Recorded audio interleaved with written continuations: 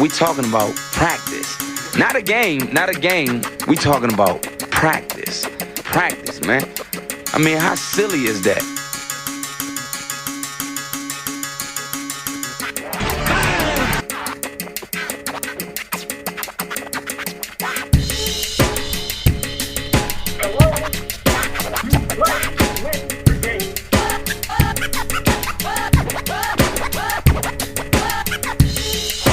Just a bit outside.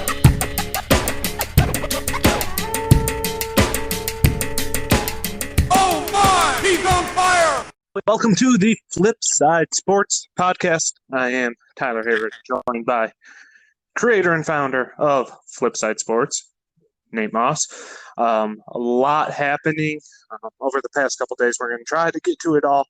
And we're going to start in Florida, where Leonard Fournette is no longer part of the Jacksonville Jaguars, who have just completely blown up everything about their team. He is joining the NFL's version of a super team in the Tampa Bay Buccaneers. And Nate, look, what were your, initial thoughts when you first saw that? Well, first thing I thought was, that not just about Tampa. I said, well, they got a running back, whether he's productive in a system that has more pieces than Jacksonville ever had or not is yet to be seen. But the bigger picture, I thought, holy crap! Like this division has two of the best quarterbacks of all time, four of the best running backs we've probably seen in the past 5 years, and probably four of the top 7 receivers in the league. And it's going to be an interesting time in the NFC South. But Leonard Fournette, I mean, for everything he hasn't been, he could be in Tampa. He obviously was a highly touted recruit, the 16th highest rated recruit according to 24/7 Sports of all time, just ahead of Adrian Peterson. And he's got a second chance here. He signed a prove it 1-year deal for $3 million, and if he can live up to his potential, this could be a scary, scary football team. Yeah, and let's just be clear. I don't think it's necessarily a prove-it deal in full, because I think he can double dip with how low that salary is. He's still getting paid from Jacksonville a little bit based upon how he was cut. So he's going to make about $7 million, I think, is what I read. And look, this could be a fresh start for a guy who's, to be frank, he's underachieved. Like, if we're being completely honest, less than 4 yards per carry.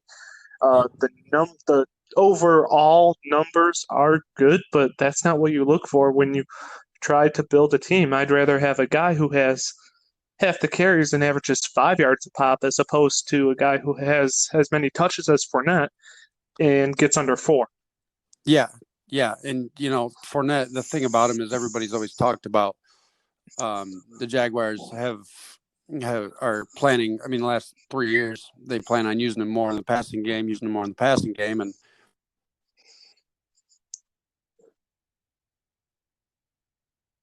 the way they wanted to, or that he didn't develop as a pass catcher.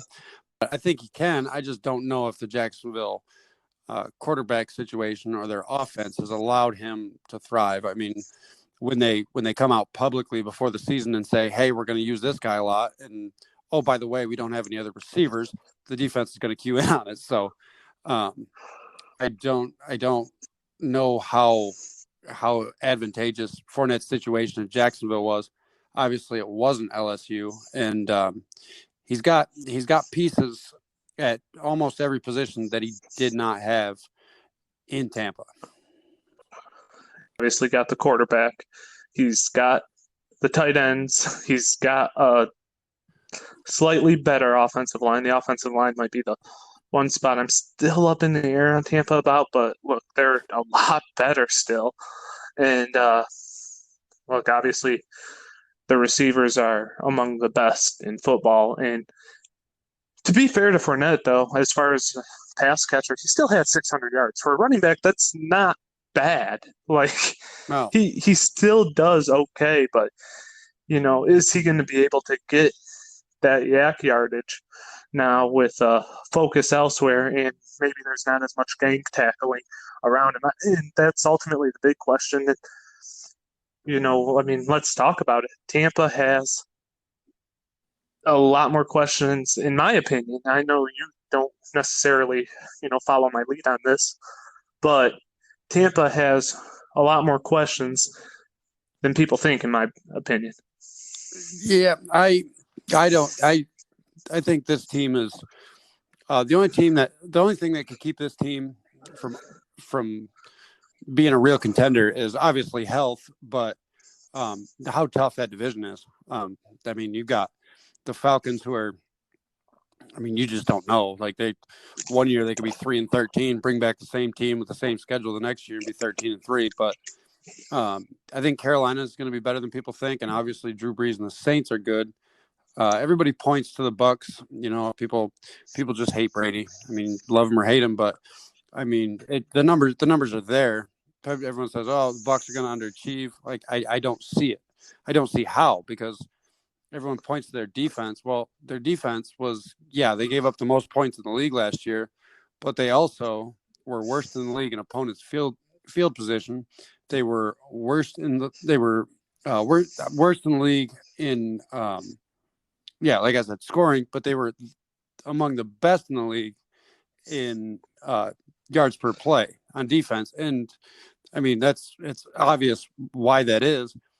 If Jameis Winston was a team, he would have been second in turnovers. He had 35 by himself, and Tom Brady had 9. So when you're not giving the ball to the other team on a short field, it really helps your defense. And this defense is talented. Now they got a bunch of pieces on offense. I think Tampa's going to contend, as long as it's not one of those situations that the division's so good that they just beat the hell out of each other until everybody's 8-8 and somebody just gets in. Yeah, see, now my question is, mostly centered around Tom Brady. Look, Tom Brady, obviously the greatest quarterback of all time. That's not a question. But sorry, that's a debate for another day. But yeah, he's got the jury, but I've got Peyton right there just because of how efficient he was. Joe Montana, obviously, but Jameis Winston. Look, it's really hard to argue with the wins, and he's always had a little bit of help, and he had a lot of help with his defense last year. He can't throw the ball down the field, and Evans and Godwin are both very proficient in that area of route running. And look, the ball just didn't look clean coming off his hands. And so as long as Brady can, kind of do what he did last year, because it wasn't as sexy as, people make it sound. As long as he can do what he did last year. You talked about Tampa's yards per play. I'm with you there. But he needs to get the ball to Evans and Godwin. I don't know if that arm strength, if that motion is the same as it was 2 years ago, let alone even though he took a step back last year. Yeah, everybody just points to, he can't throw it as deep as Winston. He can't fire it down the field. But let's be honest, how many times do you have to throw the ball 70 yards in the air? He can throw it 35. And the only thing he needs to do, going back to their offensive line, they catch a bad rap because Jameis Winston held the ball for 15 minutes and couldn't see anything around him. Tom Brady doesn't hold the ball long, and he's capable of making throws to hit Godwin or Mike Evans in stride 20 yards down the field, and he's got the experience and the headspace to get them in good matchups, especially with Gronk and Fournette and Shady McCoy, who we didn't mention. But their offensive line is going to look a whole lot better when you got a quarterback that's just getting rid of the ball, checking into the right play. And Brady's never had weapons on the offensive side like this. I know people say that, he's never had someone like Bruce Arians. Yeah, Bruce Arians is an offensive mind, and Belichick's a defensive mind. But if we're being honest about it, Belichick wasn't calling the offensive plays. It was Josh McDaniels, who's a good offensive mind too. So that's not the issue. But a lot of the weapons that Brady had in New England were made by that system and made by Brady and wouldn't be great anywhere else. I think these there's guys are made. exception there. I There's think what? it's one little exception there, and he shares your last name. Yeah, that was one disappointing year for old cousin Randy. But yeah, I mean, he's going into a system that has, other than Gronk, these guys have already proved themselves against the arm punt Jameis. I mean, they made a name, put up numbers with a bad quarterback. So I think all-time great, even though he is old.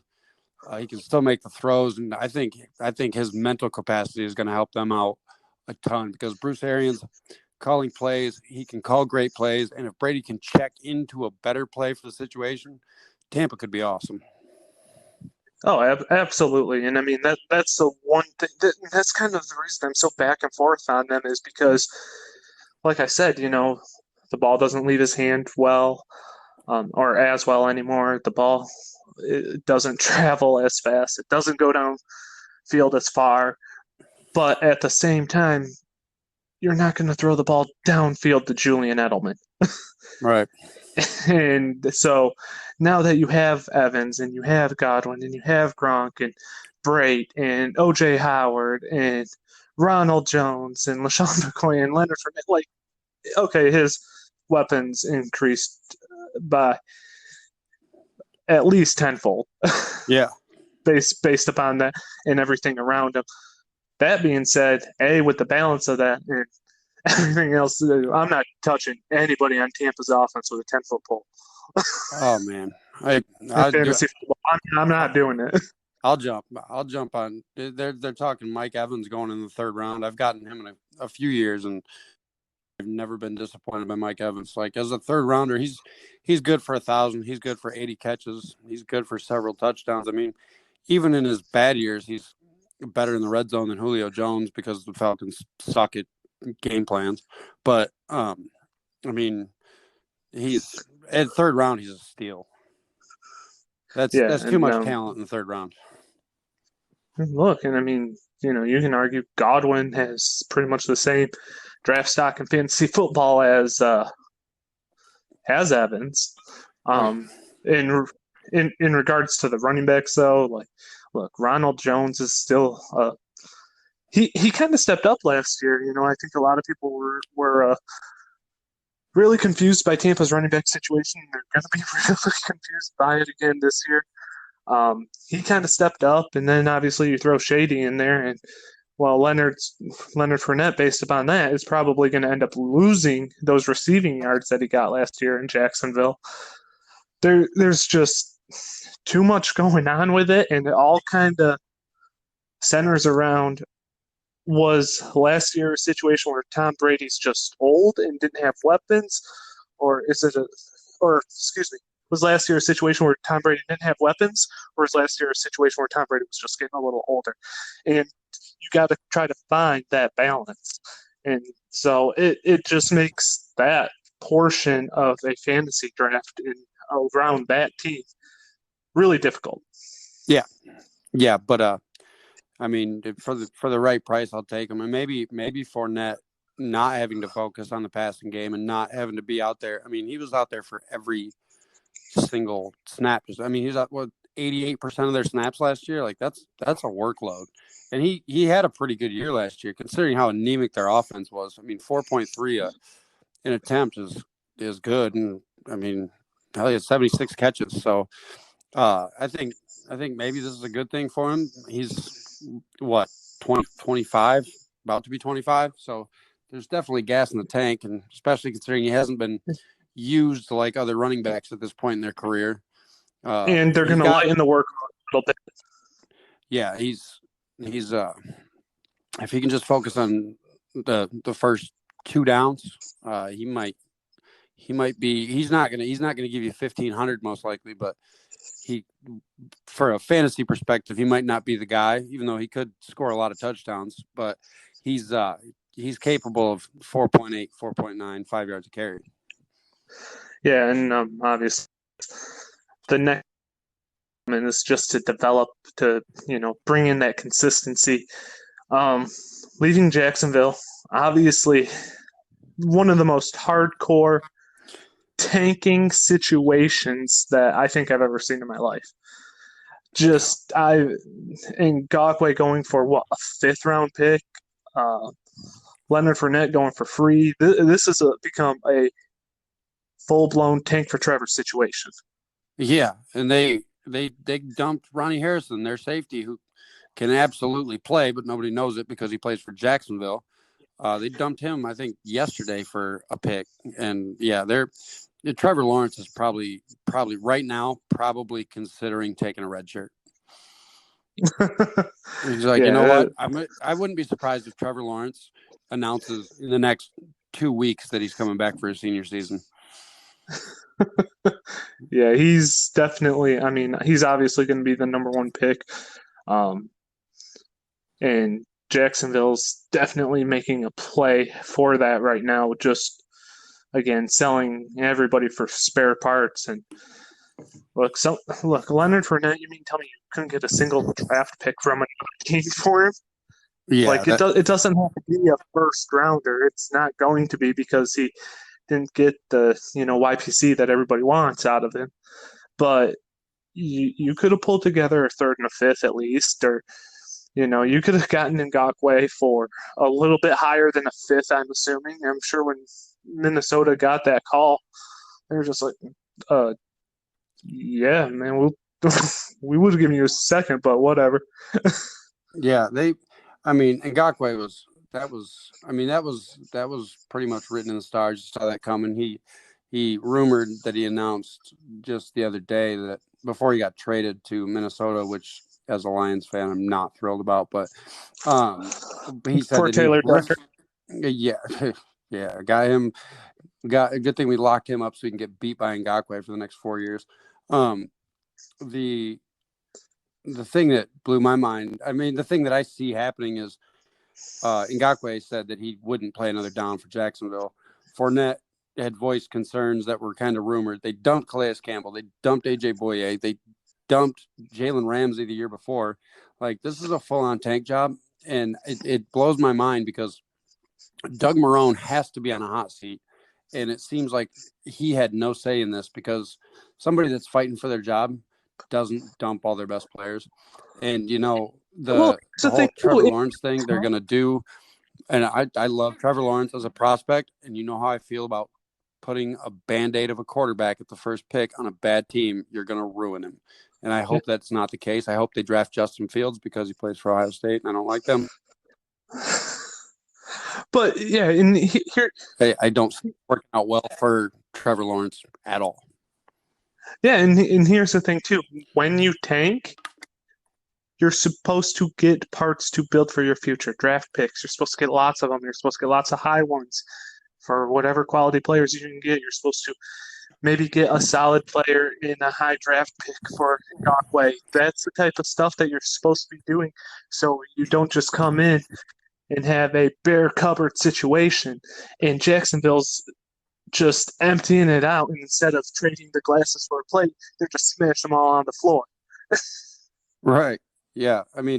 This could be part tank, part culture change, because these guys, other than Calais Campbell, who seemed like a leader, but it might be part mental shortcomings. It could be, but Ngakoue had been vocal about not wanting to be there anymore. Boye, that dude, I think it was last year, it didn't get enough credit, but there was plays that he literally, it was a shotgun formation, empty backfield, and he was on, I think it was A.J. Brown maybe for the Titans, and he stood there with his hands on his hips, like protesting, covering him. Like, he was done. And Fournette has said he wanted out. Like, there's something wrong there. And they got, I think, I love Josh Allen. I love both Josh Allens, but the one for Jacksonville, I think he's going to be a star. Mm-hmm. But he's going to have to, work a little harder now that Calais Campbell and both their all-pro corners are gone. Also, well, here's the thing. of course he's going to work harder because everyone knows if you work hard and you're one of the best players on the team, you get to get out of Jacksonville. And so he's going to bust his butt. Yeah.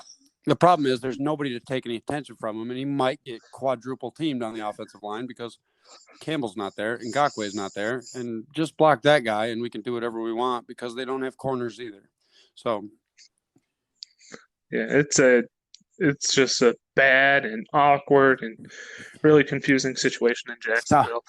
Sounds like the ownership is getting their passports, and they're trying to make everybody hate this team before they break their hearts and move them to London. Yeah. Well, as this COVID thing sticks around, I don't think that's happening anytime soon either. So, they better hurry up on that front. They need, maybe Jacksonville's owners have an in on when that vaccine's coming out or something. I don't know, but that's what it's starting to look like. Like they definitely want out as quick as possible, and you can get people to hate you little by little. And you can do it by getting rid of your best players like that. And it's not going to end up like a Cleveland situation where they moved them overnight to Baltimore. Right. And so that. Hey, you're one of the most historic franchises. Hey, we're going to play in Baltimore. Yeah, it's not going to be one of those situations where, Cleveland pretty much burned because of that move. Look, we talked about Ngakoue going to the Vikings. Former Viking Adrian Peterson just let go today when he said he was, I think a couple weeks ago, getting ready to push for some all-time rushing marks. Yes. And right now he needs to find a team to, try to help him get towards that as he was released by the Washington TBDs. Our words. Yeah, I get it. They're talk about another team that's clearly in full rebuild. A 35-year-old running back is not likely part of your rebuild, but as much he was productive last year. 4.3 yards a carry, better than the aforementioned Leonard Fournette, and they both had terrible quarterback play. So, Peterson, he seems like he has gas in the tank. I'm not sure how. He blew out an ACL and then ran for 2,000 yards a year later, so I don't doubt anything he does. But he's productive. I don't know how many. He'll find a job. He's an all-time great. He's a professional. He can play. He picks up on things quick. I don't know how many systems fit his style of play, but I know of one that would be bad news for the NFC West, that they carry a fullback and they run the eye for him, and they're the defending NFC champion, San Francisco 49ers. Yeah, the only problem with that, I think the backfield's kind of loaded right now anyways. And that's the thing is you have to find a spot for these guys. Since the game changed, it all kind of focused on, since it kind of changed from that running back heavy time, and it's become a lot more pass heavy and a lot more spread type formations. But running back is making a comeback in the NFL. Yeah. And the problem now is you have to find someone without a quality second running back, because I don't know if Peterson's got enough, like you said, gas in the tank to be a starter. I think he could be, but it would have to be a split situation, and right now, like you look at a team like Denver who has Philip Lindsay, who can go out and he can rush for 1,000 yards, and they're still going to go get Melvin Gordon. Yep. And you see this happening a lot more often.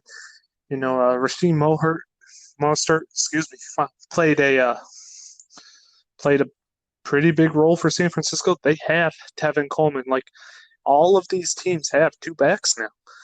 And I don't know if there's a spot really where Adrian Peterson would end up fitting in.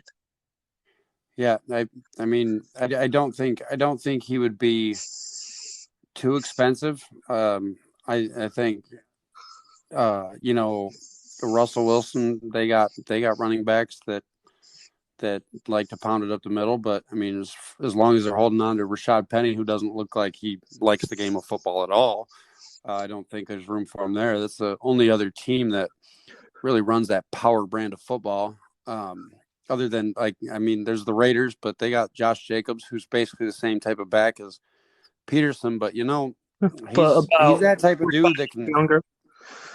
Yeah, he's the kind of guy that can come in, and I wouldn't be surprised if he had a homecoming. And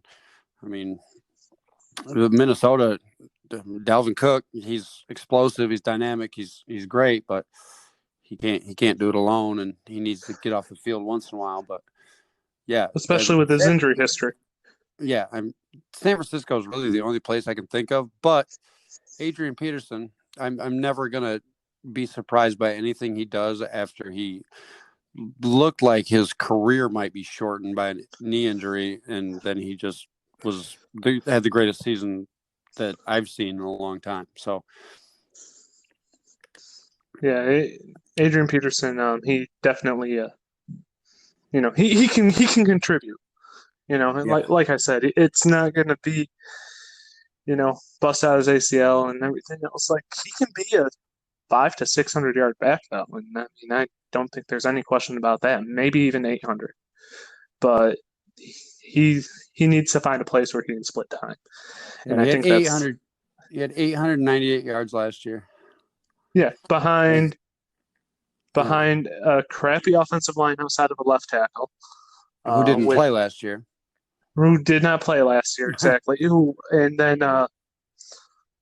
the best weapon was this rookie wide receiver that nobody freaking heard about in McLaurin. And so, look, you can get 800 yards like that, you might be able to do a little bit more than even what I set the bar for. So it's just, like I said, there's just so many other places that they're loaded up on running backs right now. They become more prevalent in the NFL again. They become those guys who maybe you can build around a little bit more. Derrick Henry, Christian McCaffrey, guys like that. And I think that I think Peterson can definitely find a home, but I don't think that we're going to get that type of production because he's not going to be a starter in the NFL anymore. No. And, it's kind of unfortunate when you see that page turn because the end is close, but at the same time, look, he doesn't tear his ACL. He's probably nipping at Emmett's heels right now. Yeah, he's fifth? Yeah. He's got potential. I think I'm not sure what the distance is between him and third, but I think he can definitely get up there by the end of the year. Yeah, he's fifth. And so, what are those numbers? He's about 1,000 yards behind the god of running backs himself, Barry Sanders, and about 1,100 yards behind the other timeless running back, Frank Gore. I was just thinking, of teams that Adrian Peterson,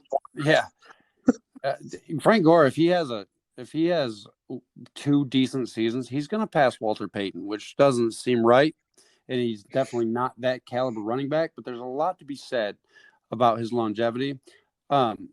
Adrian Peterson, though, I feel like a team that has a window that's open right now could use him. And as I was thinking of San Francisco, speaking of running offenses, Baltimore makes sense. Yeah. They got the best running quarterback we've ever seen. So you can possibly get a running back that's cheap, experienced, and can block like you've never seen. And they're the Ravens are close. So Peterson to the Ravens and Peterson to the Niners makes sense to me. What about you? You know what? I kind of like what you said about Baltimore.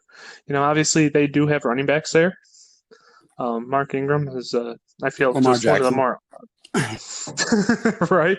Mark Ingram, though, one of the more underrated running backs. I think in the NFL for as long as I can remember, and I think that you can back him up or you can just split the time. It doesn't really matter. And you can definitely get that production. They also Speaking have of, J.K. Dobbins, who is a lot like Adrian Peterson, but we don't know what he can do in the league because he's used to running behind the best offensive line in his conference. Go ahead. yeah. Yeah, I was trying to remember who they picked up. I was like, I know they drafted a running back. Yeah. Forgot it was J.K. Dobbins. I think that's a game changer. So, maybe Baltimore's not as big of a spot as I thought it was going to be, but Yeah. I think that there's options out there. There are teams that need a second back. I mean, you talked about Oakland. They got Jacobs. They don't really have much else behind him. Right. That would be an option. You said Minnesota. I don't think that's going to happen, as nice as that would be, because I love to see guys finish where they started and where they spent most of their careers and that type of thing. They do have, they've got some quality depth there. So it's just one of those things. We'll see what happens, and I'm sure we'll on the flip side podcast. Let's turn our attention though a little bit to the NBA. Yes, obviously the playoff, the only thing going on right now in sports, more or less, other than you got golf today. The NBA, pretty much the only thing going on in sports. Got Tiger Woods golf today. Okay, so all I needed to do was remove the pretty much part. It's the only thing going on in sport. Okay. All right, there we go. The NBA, the only thing going on in sports other than some shocking NFL developments as the season gets ready to get underway. 6 days You might have just from pissed today. you might have just pissed off a lot of hockey fans. I think they're in their conference finals. Does this show reach Canada? I didn't think so.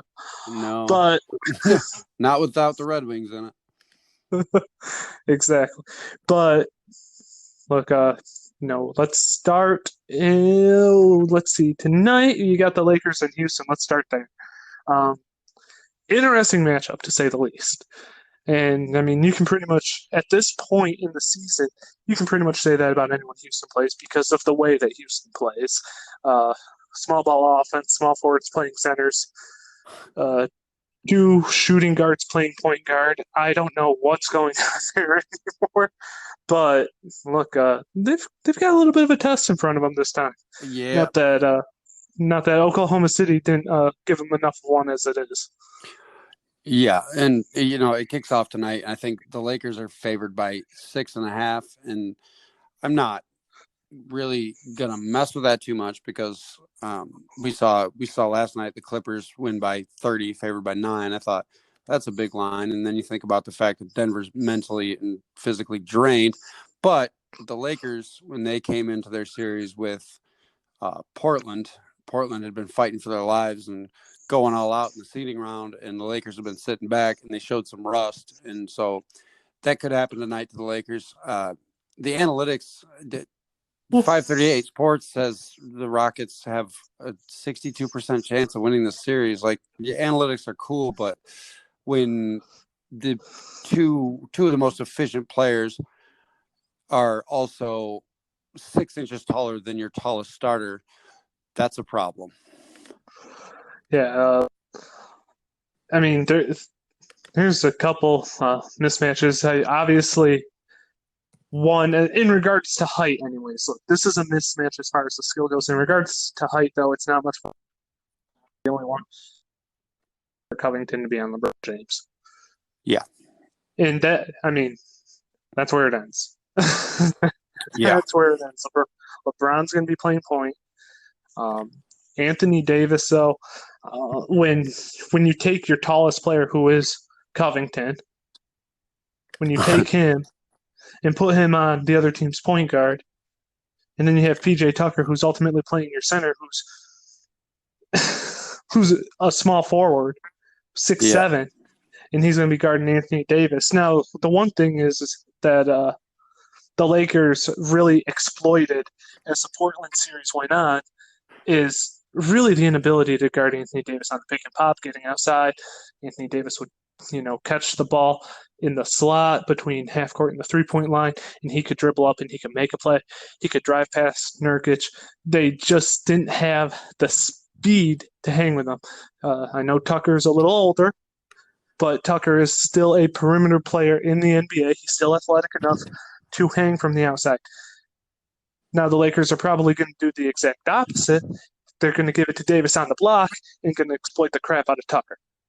Yeah. And, the Rockets are scary because they can get hot from deep and they shoot a lot of threes. You can feed Anthony Davis all you want and you can be terrible at guarding the rim. If he shoots 70% from inside and the Rockets do what they are known to do every now and then and get hit 45% and shoot 53s in a game, your 2-pointers aren't going to matter. The difference is, but the Lakers also have 3-point shooters because you have to help if you post Davis up. Yeah, and I think LeBron, the Davis, obviously he's a matchup nightmare. He's a matchup nightmare for everybody. I mean, we saw him tear Rudy Gobert apart, and it seems like he's a chip on the shoulder player. I was looking at his highest point outputs this year, and they were all either against elite centers, whether it was Embiid or Jokic or anybody like that, or they were against the Pelicans, his former team, which he dropped 42 and 50 respectively. The problem I see on top of Anthony Davis is if LeBron gets into freight train mode and, the Rockets really, really pride themselves on defending the perimeter, they're gonna bring guys in, and the Lakers can shoot from outside, and LeBron can find them when he drives into the lane. Yeah, Kuzma and Danny Green can sit in the corners, and that's not a problem. That's not a problem for the Lakers. That's obviously why they brought those guys in. That's why they brought Deion Waiters in, even though his shooting percentage leaves a little bit to be desired. J.R. Smith. But you bring those guys in to just sit in the corner and chuck threes. Yep. And ultimately that's Deion Waiters' career goal, is just sit in the corner and chuck threes. But you got those guys that they can make a living off LeBron driving. I think you might talk about Houston loves to play defense on the perimeter.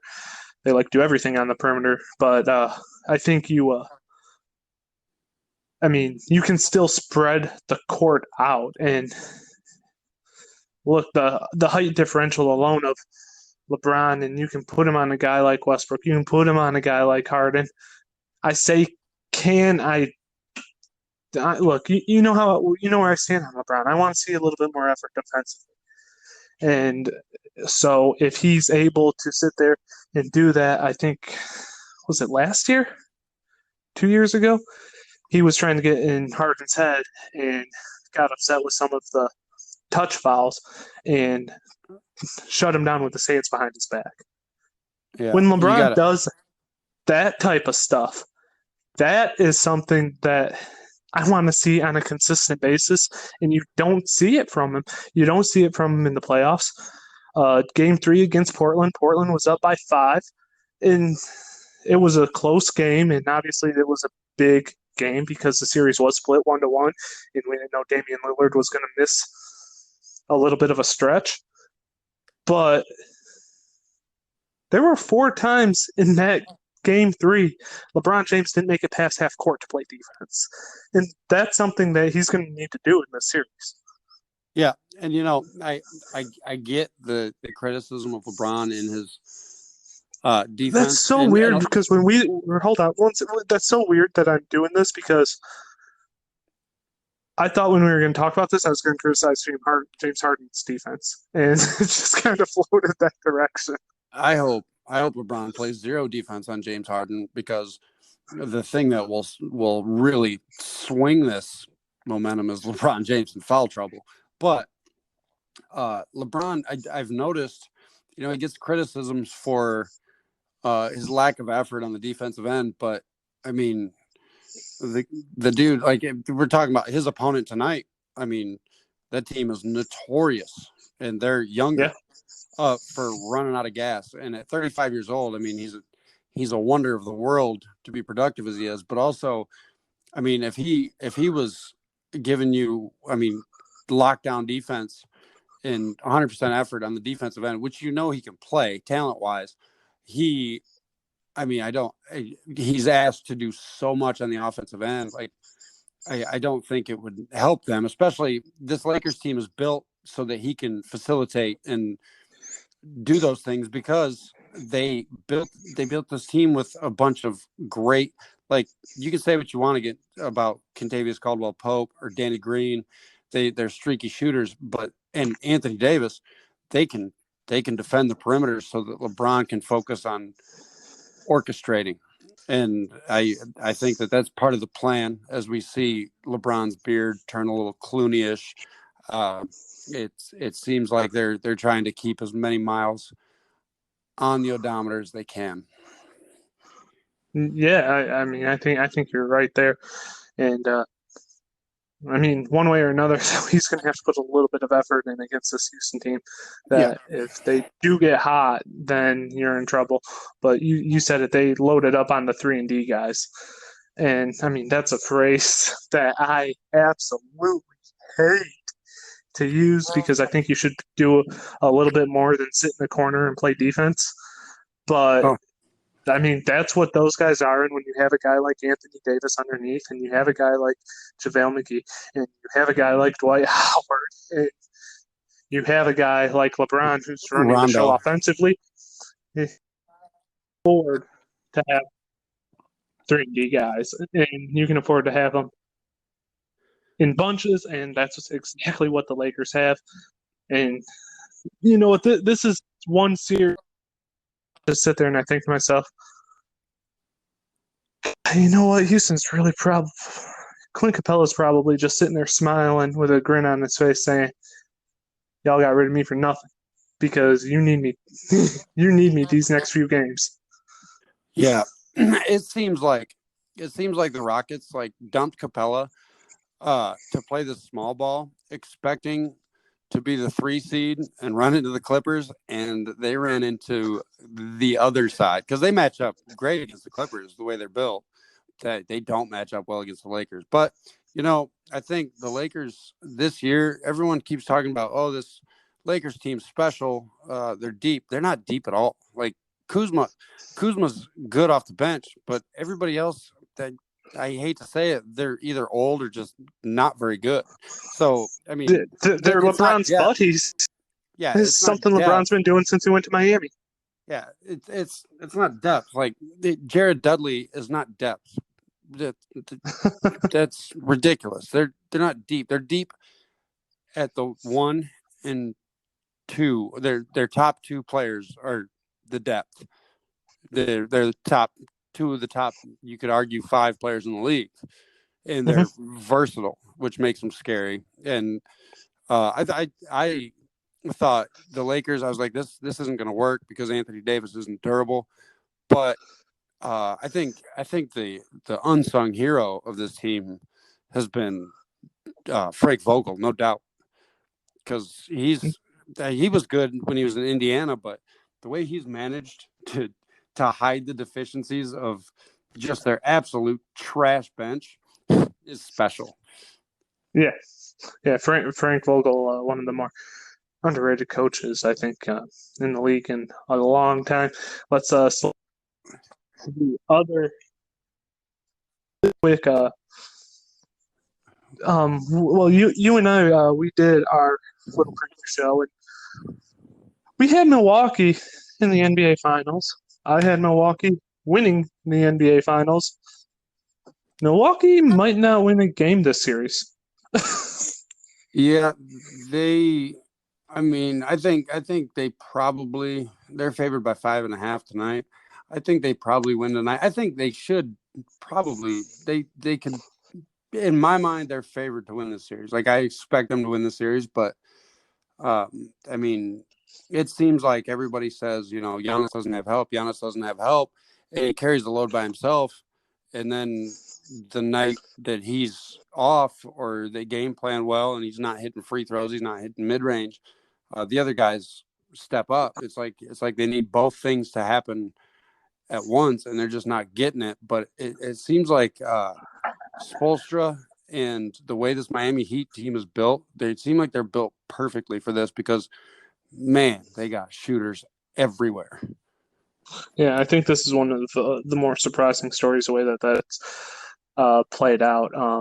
You talk about he doesn't have help. He technically does. He's got an all-star next to him. He's got Chris Middleton, but in the bubble, Chris Middleton can't buy a bucket.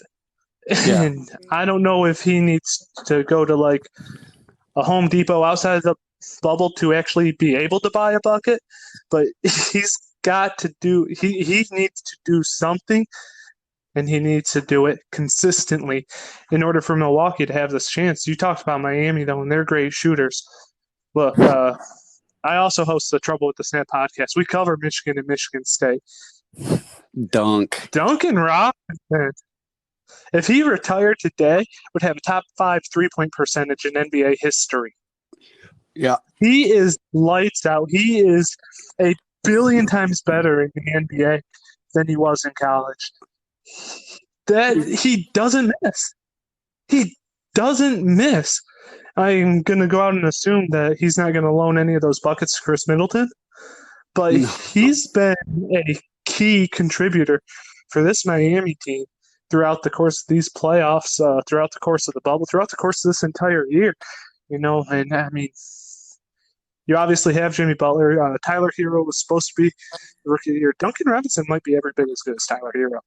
He's been that good, especially as of late. Yeah. Their youth is scary, and you add it to their veteran leadership. I mean, they've got everything, and we talk about the Lakers' depth. Someone needs to go back and tell the Jaguars that you need a little bit of veteran that you're trying to get. Yeah, like this team has a mix of veteran leadership and young ball players, but they've got shooters at literally every position. And we talked about the Lakers' depth. I think Miami's the deepest team in the league. They have the runner-up for Rookie of the Year now, Kendrick Nunn, who hasn't really been effective because people forgot that, Goran Dragic can play. And Jimmy Butler, who can shoot and defend, came in and made them all step their game up. But Bam Adebayo, Kelly Olynyk, Dragic, obviously, Butler, Duncan Robinson, Hero, Iguodala, Jay Crowder, they can all shoot and they can all defend. And it's Miami's built to beat the Bucs. I think in the end, I mean, you talk about Middleton being an all-star, and he's played all right, but I mean, Vin Baker was an all-star. That's not saying much. Where you talk about, Giannis, LeBron, they both have a second guy. Well, let's be honest. Let's be honest. Giannis' second guy is literally probably half, maybe as good as LeBron's second guy, if it's even LeBron's second guy. But Miami's built to beat this team. LeBron might be the second guy. Yeah, I mean, as far as facilitating and driving that offense, he's the king. No pun intended. But Anthony Davis is a special player. But the Giannis, for validation, I see the analytics, I see the stats, I know what he is. I'm not buying into the overrated thing, but to validate himself, he has to take over, and he has to be a 4 seed, 5 seed, whatever they are, Miami Heat. Yeah, and look, the way Miami's playing right now, that looks really difficult. Haven't lost a playoff game yet. This is like you said, it's a good team. They're built top to bottom. 1-13. They're probably the best team in the league. The best team in the league, 1 through 13. Yeah, and them in Toronto. Yeah. And that's the thing, is when you sit there and you look at these rosters, you're like, well, Toronto has Pascal Siakam and Kyle Lowry. And, the Heat have Jimmy Butler. And these aren't guys whose names jump off the page, even though Kyle Lowry's just been incredibly disrespected throughout his entire career. And I think some of the consistency of the Raptors over this time, it needs to go to him. It obviously needs to go to Nick Nurse, who's developed into potentially the best coach in the NBA. And when you look at those teams, there's a reason they're a pain in the butt for everybody. And it's that team ball. It's not that ISO crap. It's not what Houston does. Give the ball to Harden and get out of his way. Oh, we have Westbrook, though. What can we do with his in the offense? Yeah, you can't do anything. We'll just sit him in the corner. And you run systems, you run sets, you play together. And look, as stupid and as corny, as cliche as it sounds, as this is going to be the stuff that I tell the kids that I'm coaching this winter. It's a team game. Yep. It's still a team game. The Lakers don't have that depth. I wouldn't be surprised if they ran into Miami the way Miami's playing. Yeah. I would not be surprised if Toronto pulls off the upset and beats Boston. I think Miami can end up in the NBA Finals. Yeah. And I don't know if Miami can beat Boston, but they can beat Toronto. Yeah. Oh, yeah. Absolutely, they can beat Toronto. They almost did it last year with. Was it last year? No, that was Philly. But I mean, Kawhi saved them last year. But Toronto. To speak to Toronto's depth, they have a backup. Well, I think he's starting now, but Fred VanVleet has been a backup since last year, and they're talking about a max deal in the offseason. They got Marc Gasol coming off the bench. What is that? Yeah, it's crazy. To sit there and to lose these types of to lose the type of player that they lost in Kawhi. Where do y'all think we were going? That's incredible. And obviously, Siakam's development, Lowry's consistency, and Nick Nurse doing what Nick Nurse has done in his short time as a head coach is just. Right to the north. I hate Drake, but good job, Canada. Yeah, they can. I don't see them winning a title, but I think Kawhi was their piece that got them over the top. But and before that, I mean, DeRozan was a ball player. He's a mid-range monster, and he's a great perimeter defender. But they're both gone now. And all Toronto's doing is just taking another guy off the bench, plugging him in, and going right back deep into the playoffs. Yeah, absolutely. By the Raptors, great jobs by Miami, and that's another thing. They're both led by great coaches. Yeah, and speaking of coaches, there was a hire that made a lot of waves, made a huge splash and a ton of waves, and some that probably shouldn't have even foamed up. But yep, Steve Nash, doing a little bit of work outside of the bubble, being hired as the next head coach for the Brooklyn Nets, and you know what? I think it's a great hire, and I have about 4 or 5 different reasons I think that is. Yeah. Look, first off, it's not a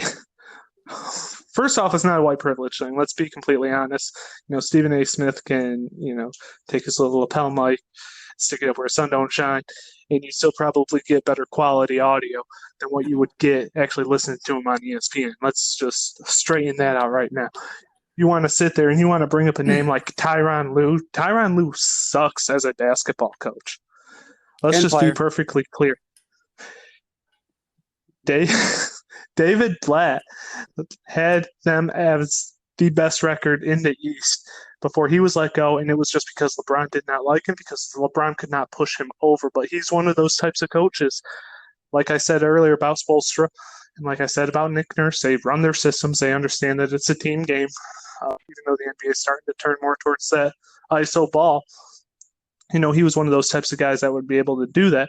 And just because Tyronn Lue gave the ball to LeBron and told everyone to get out of his way, that doesn't make him a quality coach. So first off, I'm just completely angered by that statement alone. We don't know what type of coach Steve Nash is going to be, but you've seen these types of guys.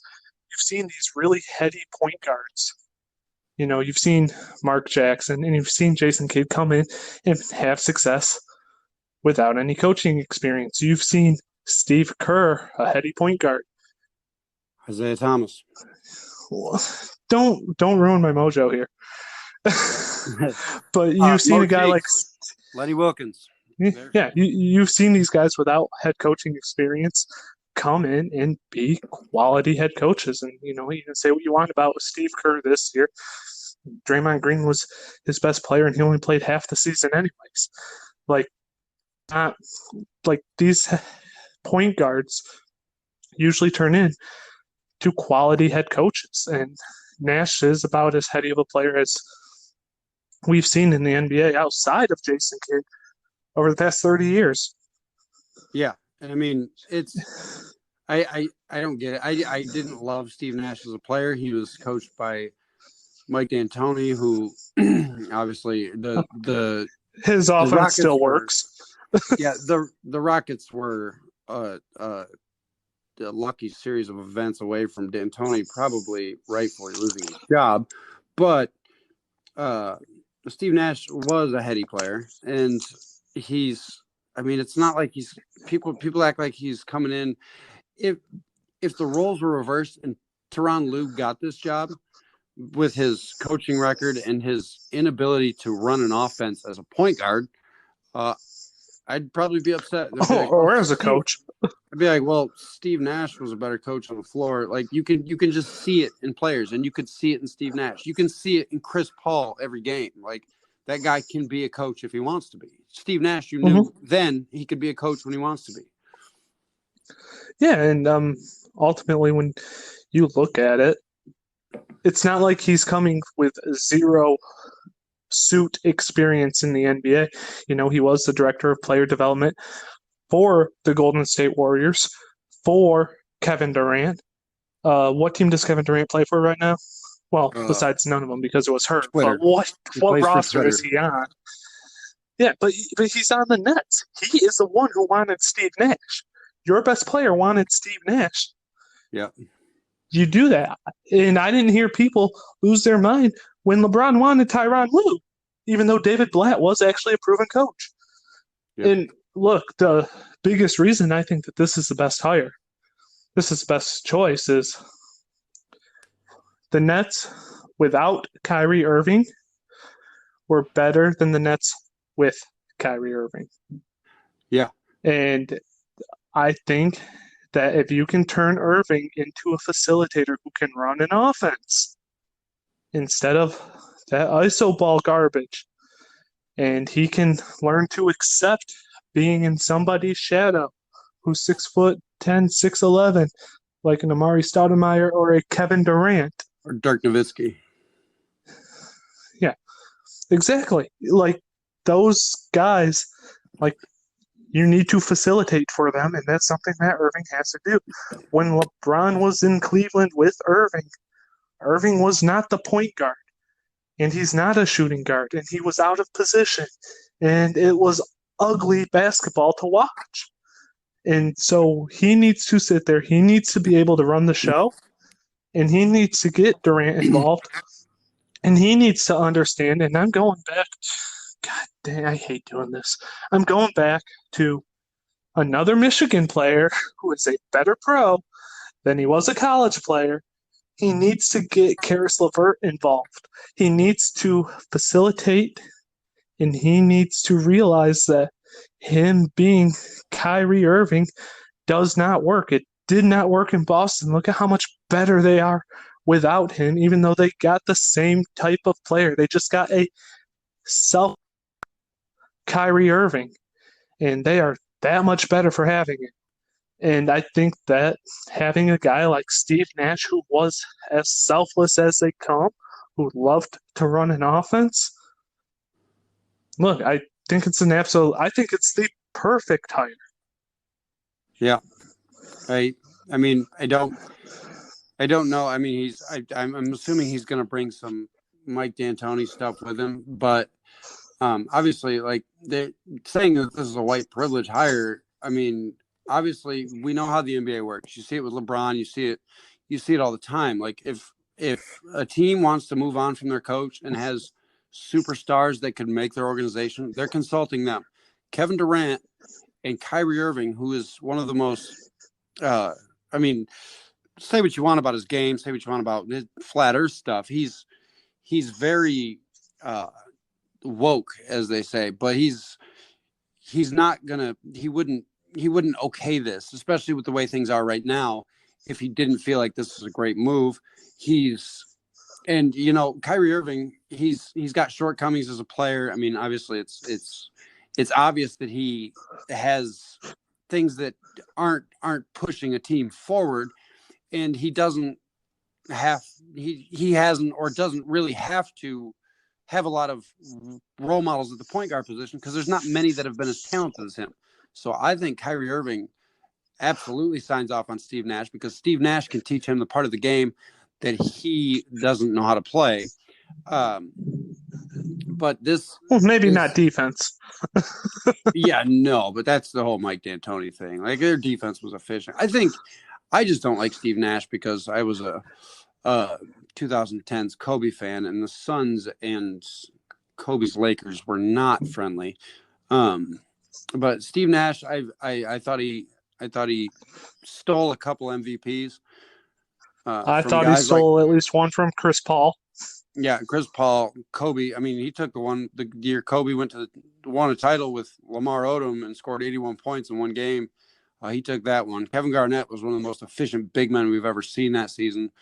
And Steve Nash got it because we'd never seen that Mike D'Antoni system. Like we're thinking, holy crap, this system, this point guard just got 5 rebounds, 11 assists, 19 points a game, and he's not even that good of a 3-point shooter. Well, we fast forward 8 years, and you get Westbrook and Harden and Chris Paul, and they run this offense better than Nash ever did. So I think that, I mean, they put up numbers that Nash never did, but I think the fact that he spent so much time in so many systems with 6'11" shooters like Dirk, like Durant, I think he can make this team go. And I don't think that this should be talked about as a race thing. I mean, the guy's he's a Hall of Famer. He's one of the very multiple few MVPs. He's one of the very few point guards that you knew every night was going to make the right decision on every play, like Chris Paul, like Magic, like Isaiah, like John Stockton. He might not have a great game, but he's not going to be the reason you lose it. And that's what Kyrie Irving needs. Yeah, and I mean, that's worded perfectly. And I 100% agree with you. And Irving needs to be that facilitator. He can't run the show. He's not good at it. They still sucked without LeBron when he first came into Cleveland. Now, granted, the front office didn't really do much to help him. They were just kind of building up to get rid of everything and build the team that LeBron wanted when he came back. But, I mean, you saw it in Boston. They massively underachieved, and now all of a sudden, for what it's worth, they're my favorite for the Eastern Conference right now.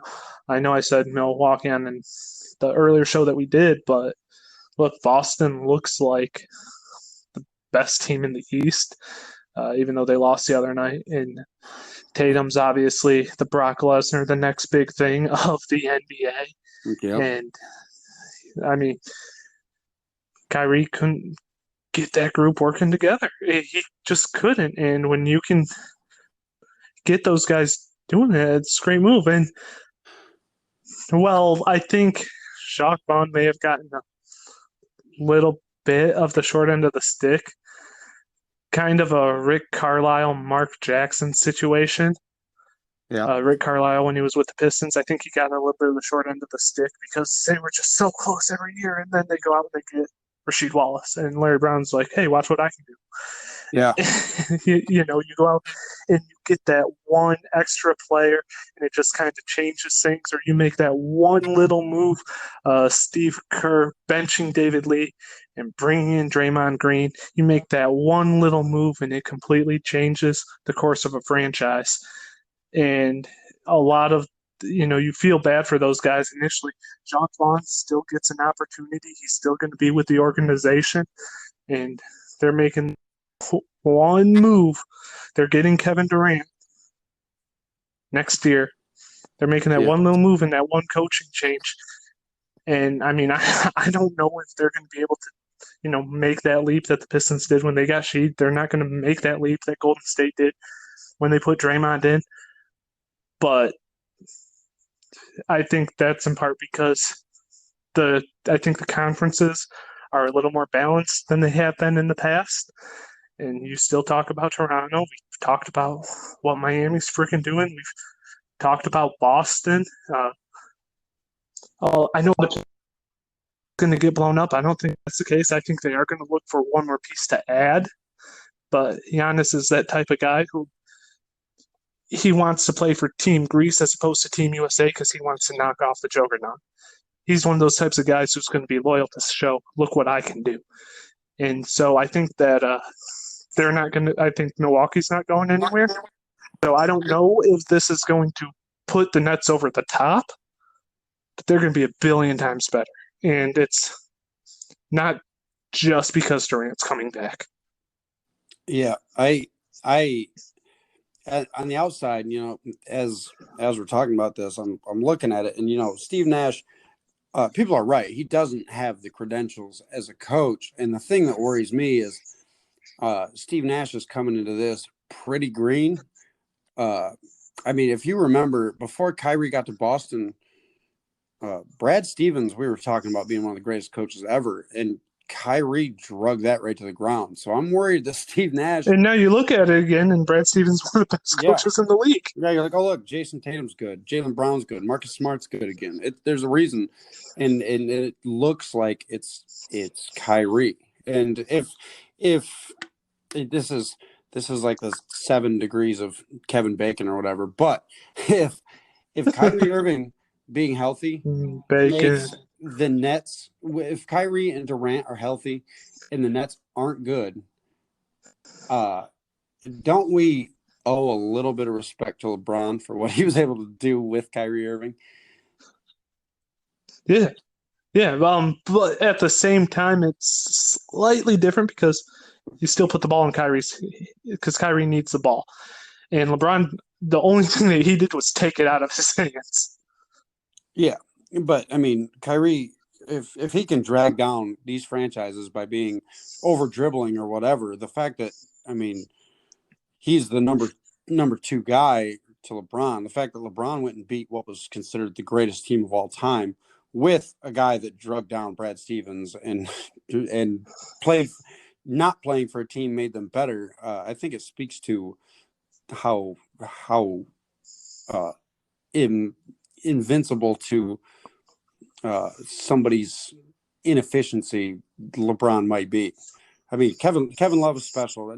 Tristan Thompson got an unreal amount of offensive rebounds, and Kyrie hit big shots. But if this doesn't work out and it's because of Kyrie, I'm gonna laugh, not because I root for LeBron, but more so because Durant chose to leave Steph Curry for Kyrie Irving for some ungodly reason. Yeah, that move can definitely be questioned, but at the same time, you feel like Kyrie and Kevin Durant had these conversations. Like Durant's like, all right, when I come back, you realize this is my baby, right? And obviously it is, because he's the one who got to pick the next head coach. and that is Steve Nash. We're going to wrap it up. We've seen a little bit of the playoffs now. We've seen how teams are going to react in the bubble. Really quick, you got any updates on your East or West finalists? East or West? NBA playoff finalists? Yeah. I'm going to do what I did in round one after everybody lost their minds about Damian Lillard's deep shot. I'm going to go Lakers in 5. And I'm going to say that the Nuggets bounce back in this series, but not enough. We're going to see the Lakers and the Clippers. And, God, I don't know. But even though Miami's up 2-0, Milwaukee, I mean, they proved it all year that they can overcome just about anything. But man, it's tough. Like, all 4 of these teams are not only playing great, but they've added pieces that we didn't see in the regular season. Even going back to Portland, like Nurkic, who was hurt all year, Michael Porter Jr., who, holy crap, that was the steal of the draft that year. All 4 of these teams are really, really deep, except the Lakers, who happen to, for my money, just have 2 wildly mismatched, unfriendly players in the world. And they're all really well coached.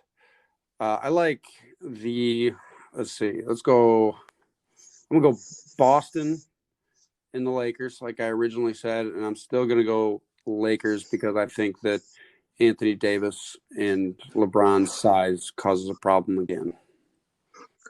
I'm gonna keep my West pick the same. I think the Clippers are starting to click a little bit. History's been an issue all season long. They got Harrell back recently, and he's making a big difference. God, I hate that guy. Make that big difference defensively. I think Anthony Davis, I mean, you're not going to shut him down, but if you slow him down, like I said, I think Anthony Davis, maybe when he's played the game, he's been the most important player for the Lakers in the bubble. And so I still think that the Clippers just have that opportunity, and they're just starting to click. Granted, you can push some of that on the fatigue of the Nuggets, because they just got out of a grueling 7-game series, Game 7 coming down to 2 points, and my boy Gary Harris making a stop. But I think it's the Clippers still. I'm changing my East pick. I'm changing my East pick. People are starting to take note of Boston. I thought Milwaukee could just dominate them. I don't even know if they can beat Miami at the rate this is going, as good as Miami looks, but I think Boston can definitely beat Miami. And so I got the Celtics coming out of that. And I think the Celtics may just be meshed together perfectly. And I think that they've got the better coach than the Clippers. Yep. I think Boston can win this. Sounds like a white privilege take. I was really hoping. Once I said it, I was like, Nate's going to say something. It's going to just. Oh man, Brad Stevens is going to force them to give the ball to Reggie Jackson, and if Doc Rivers is smart, he won't let Reggie Jackson even in the building. Yeah, there's. I just think the Celtics are just built better. I think that look, that's not to say that, they're going to storm through Toronto, but I think that they're just more calm, they're more relaxed. And I mean, you kind of see it in my picks. I talked about how it's a team game. Those are the teams that I'm rolling with, the teams that are starting to get that chemistry, that are starting to learn to play off each other, play with each other, and everything else. I'm going Boston over the Clippers now. Yeah, I've still got the East winning the NBA Finals. I'm just switching my East pick. Yeah, and an interesting thing about that is matchup issue if the Celtics do get there is it fits a perfect timetable for Brad Stevens' golden boy, Gordon Hayward, to come back and cause all sorts of fits for Paul George like he always seems to do. So, Boston, if they get there and Gordon Hayward comes back, I mean, we talk about the Lakers being good perimeter defenders. The Celtics, holy crap, like every one of them. Kemba's a top 10 perimeter defender at the point guard position, but Jaylen Brown, Marcus Smart, Jason Tatum, even Tice can step out. They can guard every aspect of your game. They can guard inside, they can guard outside. Tatum facilitates. Brown and you can score inside, and you can score outside. Yep. They're just built. They don't do it all explosively, but they do it all well. It's like a jack of all trades, master of none, even though obviously their defense is quite masterful. But, everybody on that team can do everything. Yeah. And I mean, except for Taco Fall running point. Right. Or stopping over the head inbound pass across the court. They put Taco Fall in front of Lowry yesterday for that game-winning inbound, and Lowry took up like a half a footstep just to move Taco Fall like an inch so he could hit Anunoby in the corner. It was genius. And it was genius of Brad Stevens to be like, hey, you're really tall. Go stop him from doing that. And Lowry found a way to still do that.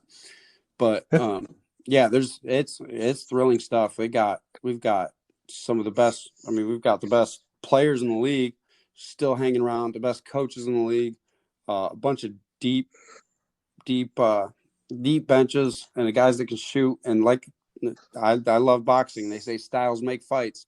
There's a bunch of different styles, and it's going to be exciting to see how it all plays out. And that does it for us today. Nate Moss with Tyler Hayward here on the Flip Side Sports Podcast. We will catch you on the flip side. Yes, sir. Thank you for tuning in to the Flip Side Podcast, Flip Side for your ears. Again, like, subscribe, download, leave a review, and see you next time. Thank you.